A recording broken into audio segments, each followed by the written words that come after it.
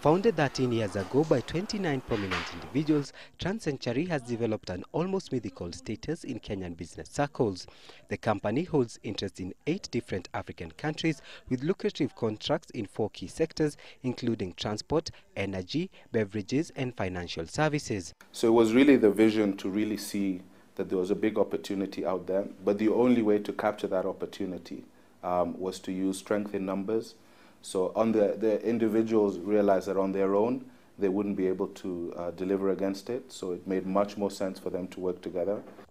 Some of the companies under the Trancentury flagship include East African Cables, Rift Valley Railways, and South African utility firm QBag, which carried out the refurbishment of electronic systems at the Oliver Tambo Airport in preparation of the World Cup finals in South Africa last year.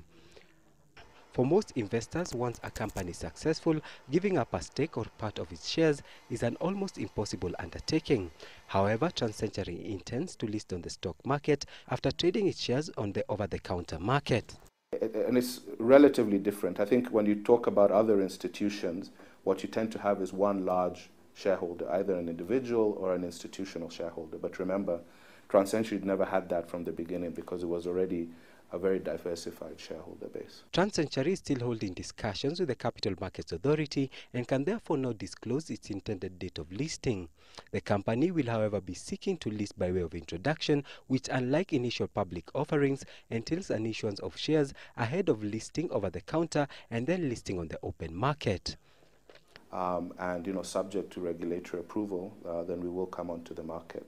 But at this point in time, it's really been an aspiration that the shareholders have and have made, apparent. The listing will give investors direct ownership to key investment already under the Trancentury flagship, including East African Cables, Rift Valley Railways, Tanzanian tea firm Chaibora, engineering firm Avri, and South African power infrastructure firm QBag, among others. Henry Githaiga, Citizen Business.